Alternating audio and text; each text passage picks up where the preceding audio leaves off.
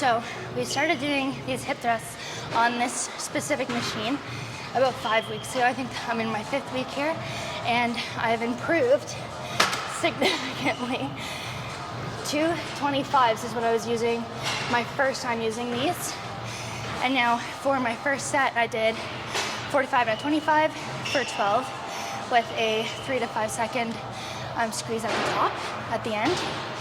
And now I'm at 245s, and I can see myself going up for a while here. Lots of room to get stronger. And yeah, this is always a nice machine for glutes, and you can always go really heavy with them.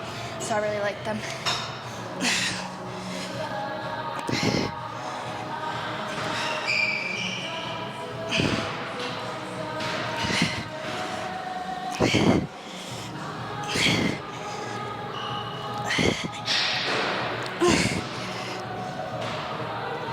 Oh my god. I can't even get it up. I can't even get it up.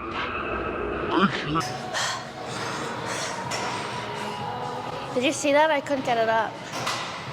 Just let it go all the way down. What? Just let it go all the way down. Yeah, and then it would be all the way down here. Just stop though. It only goes so far.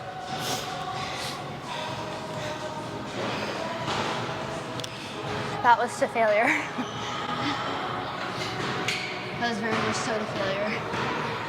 Third set to failure. So my third set, we added 10 pounds. I failed, hence why I'm down here. And I tried to get in my hold, but there was nothing. I had nothing. That was good. That was a good set. Moving on.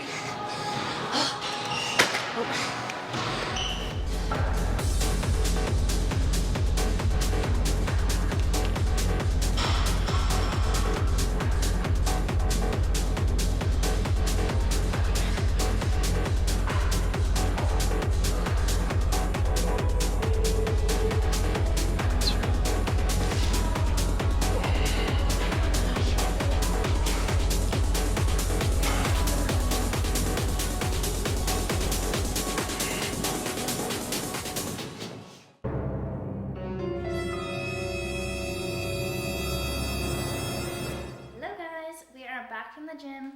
The camera battery died, so we thought that we would answer a comment question, which was when and why should you incorporate failure into some of your sets?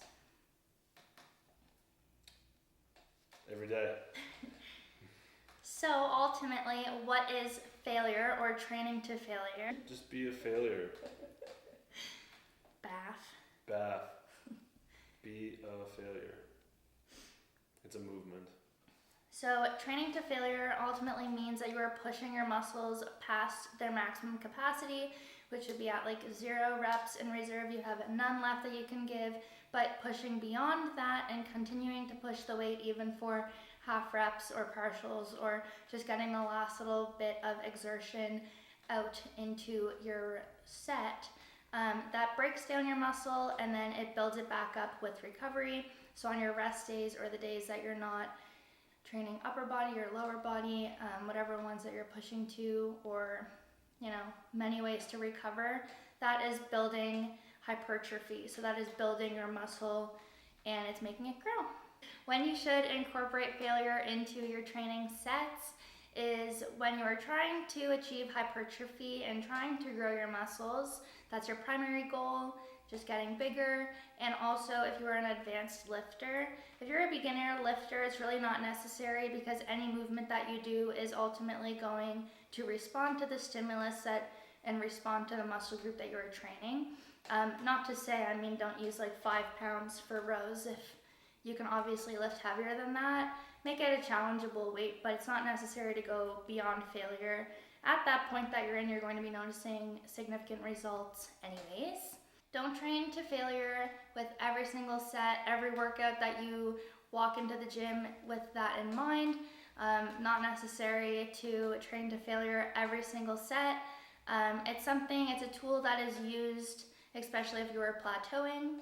And if you use failure with everything, it's going to result in injury. You'll be overtraining, so you're just getting way too burnt out, and again, not necessary to do. Sometimes I like to do failure. If I'm doing 3 sets, I'll do 1 set to failure, maybe my middle or my end. My first set is always kind of just feeling out the weight and making sure that I'm choosing a good one, and it's kind of like testing it. If I'm way past my rep range and way past my intensity, I'll add on another set, and I'll just leave that set for a warm-up. When chasing failure, guys, don't chase it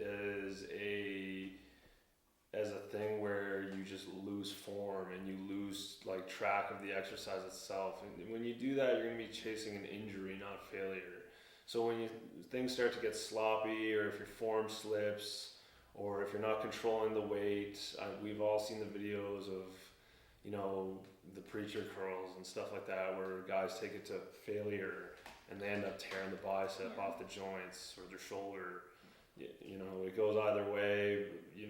Do it in a manner in which it's safe, and maybe not do it in machines where the muscle is fully extended out. And the greatest example I'll circle back to it, is the preacher curl, where you're rested and guys will try to hit failure and they'll drop it all the way down, and as soon as they hit that and they flex out all the way, you'll just see the tendons or the muscle or something, all the connective tissues break.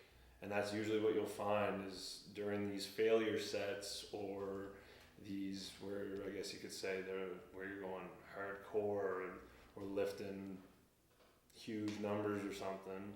It's all in there where the injuries happen. So we play this cat and mouse game of failure and injury, but we ideally don't want to find injury. Yeah, just making sure that you're safe with it. An exercise that is really easy and safe to fail on is the leg extension machine. Even if you have someone with you kind of helping you achieve failure and getting your last 3 or 4 reps in, that's something that Nate's really good for when I'm training and I want to bring something to failure. He'll just kind of lift the bar up just with his fingertips, just so I can get in the last few full reps. But you can do it by yourself. That's a great exercise to do, like if you're just alone and you want to achieve failure, and leg curl. Leg curl is a really good one. Anything that's like squats or like leg press, just make sure that you have someone there. Honestly, I would never fail on squats because that's just like way too scary for me. There are machines that are set up better that help you find failure, but at the same time, like Christina touched on, you don't have to be alone. Like if you got a workout buddy or a partner or anything like that, finding failure with somebody there to assist the different lifts that you're doing definitely helps. But like she said, doing it alone, you can incorporate different things. It's not just lifting the same thing over and over and over again until you lose control and anything like that. If you lift for a certain number and you're burning, well, now we can incorporate a drop set where you pick up a lighter weight, or you move your pin to something that's maybe 3/4 or half of the weight of your work set. You can incorporate that, drop the pin, start lifting again immediately, and almost get that burnout, which is a kind of a tag term the gym community picked up. But you can burn out by drop sets, or what are the other ones? There's drop sets and partials. Heavy Yeah. partials, kind of doing the opposite of a drop set and adding weight, but only, don't do that for like big compound movements. Not even that. You could keep the same weight and then just take a moment of rest. Yeah, and then continue. Don't change the pin and just do partial motion or partial movements of the same weight where you're squeezing everything out and or holding. You guys will see in this video my hip thrusts. I tried to get to failure. I failed on my last set, and doing like a 5-second hold at the top of your hip thrust at the very end, your last rep before you finish. That is a really good one too. Make sure you're squeezing everything you need to be, and that will ultimately create failure if you do it if you do it properly. Be a failure. But yeah, so that was basically everything that we wanted to touch on. We thought that that was a really good question in the comments, and we incorporate it pretty well every single day. Yeah, so if you are finding that you are not lifting enough, or if you just can't seem to get your intensity is kind of like wonky, you might want to incorporate some failing sets in there, just a couple. Know when to do them and know how to do them, and you will experience a lot of muscle growth with them, experience a lot of benefit and strength increases. Yeah. Take it slow when you start, or if this is something that you're just putting in, don't do it every set. Maybe leave it to your last set. Maybe even try incorporating a couple of the methods that we talked about of drop sets, partials, and other things, rather than pushing weight till you can't no longer. But if this is something you're just beginning, just be mindful that your recovery process will be set back by doing this. Not so much if you're more advanced, but definitely the beginners, when they first incorporate these. Be pretty sore. Yeah, you're going to be sore. You might need to take a rest day, which again, just listen to your body. Drink protein shakes, do all the things. Stay that you need hydrated to do. too. My God, drink your water. Yeah, that's usually when the muscles tear and stuff like that, is if you're dehydrated or under these new stresses, but usually it's a combination of both. Mm-hmm. And you don't want it. No, not fun. Go check it out on YouTube on somebody else's video. Type in muscle tear. You don't want it. No, I don't like those videos. Or like hamstring tears, they look so bad. But yeah, I guess we'll end the video here. Again, I will say one more time, well, a few more times, because we still have 9 days left of the Miss Health and Fitness contest for 2024. So vote every single day. You can vote every 24 hours for me, and it would mean so much to me and Nate if you did. The link is down in the description for you to do that. It brings you right into my profile, and you can also see who I am up against. And yeah, stay jacked. Stay jacked.